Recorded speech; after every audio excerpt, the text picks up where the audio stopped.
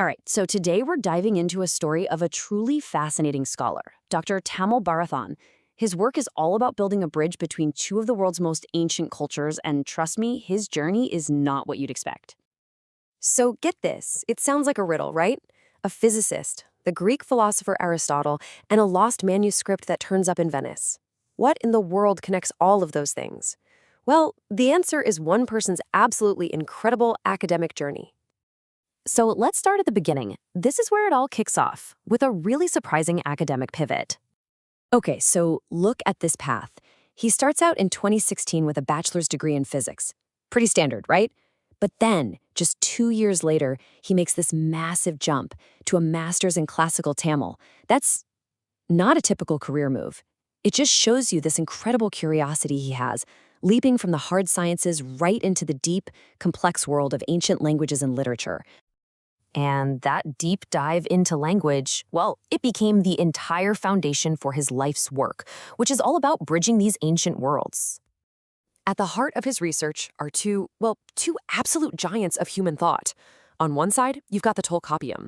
This is one of the oldest and most foundational texts in Tamil literature. It's like the bedrock of the culture. And on the other side, just the collected works of Aristotle. You know, the guy who basically invented Western philosophy. Two monumental pillars of civilization from totally different parts of the world. And for his PhD, he brought them together. He wasn't just studying them separately, he was literally putting them into conversation with each other, looking for these amazing parallels in how they thought about logic, poetry, and just the very nature of human knowledge itself. And this wasn't just some niche project nobody cared about. He's been presenting this work all over the globe, major universities across India, and then, and this is so perfect, he presented it at the Aristotle University in Greece. He's literally bringing Aristotle's legacy back to its home, but with this incredible new perspective. It really shows you how powerful this kind of cross-cultural work is. But here's where the story takes a turn. Because sometimes academic research pulls you out of the library and drops you right into a real-life adventure.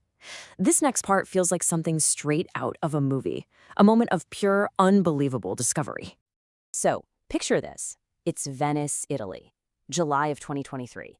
Dr. Barathan's research has led him to an Armenian monastery. Just let that sink in for a second. A Tamil scholar from India hunting for ancient clues in a historic monastery in Italy. The story is already amazing. And there, he finds it, something incredible. A lost manuscript written on palm leaves, dating all the way back to the 18th century. It had been hidden away for hundreds of years, thousands of miles from where it was created. Now, if you're not familiar with them, a palm leaf manuscript is exactly what it sounds like. For centuries, this was the paper of choice in South and Southeast Asia. All sorts of knowledge, history, literature, philosophy was carefully inscribed onto these dried leaves. They're fragile for sure, but they are absolutely priceless. The manuscript he found is called Kiniana Muyarchi. Now, scholars knew this text had existed, but it was basically considered lost to time. And here it was, just waiting in a European archive all this time. And we're not talking about just a few scraps. This was a major find, over 170 leaves, with text written on both sides, all in the Tamil language. It's a massive piece of cultural heritage, suddenly brought back into the light. Just amazing. So finding a lost manuscript is one thing, and it's incredible. But Dr. Barathan's work goes so much deeper. He's also incredibly passionate about making all this knowledge accessible to everyone. A huge part of his mission is making this beautiful, ancient language understandable for people who didn't grow up with it. It's really all about sharing culture and breaking down the barriers that keep us from learning about each other. And check out this brilliant system he helped develop for India's National Education Council. It's a 5-step ladder.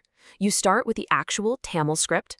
Then, there's a transliteration for Hindi speakers, followed by a full Hindi translation. After that, a Roman transliteration for English speakers, and finally, the English translation. It's such a smart way to let literally anyone start engaging with the language, no matter where they're coming from. And his work in education is just massive. He's been a key resource person for national language initiatives, a language expert for guidebooks, an instructor, a reviewer, a translator for huge online learning platforms. I mean, he is actively hands-on shaping how Tamil is being taught to a new generation. So when you put all of that together, the groundbreaking research, the Indiana Jones-style discovery, the dedication to education, you really start to see the true impact of his work. And, of course, people have taken notice. He's received some really prestigious awards. I mean, one was awarded to him at the Indian Parliament. That's a huge deal. He's won titles that recognize him as a great young orator, and he's even represented India on the world stage. It's clear his contributions are being celebrated at the highest levels. And I just love this little detail because it shows another side to him. He also won a 100,000 rupee prize in a worldwide short story competition. So on top of all the academic genius, he's also a gifted creative writer. It's just incredible. Okay, so let's dive into the final takeaway here. The crucial point is that his work isn't just about dusty old books. It's about reconnecting the threads of history. It's about making a profoundly deep culture accessible to all of us. And it proves, without a doubt, that our ancient world is still packed with secrets, just waiting to be found. And that really leaves you with one big, fascinating question to think about. A story like this makes you wonder, right? How many other lost connections, how many other forgotten manuscripts linking these incredible civilizations are just sitting quietly in an archive somewhere, waiting for the right person to walk in and find them?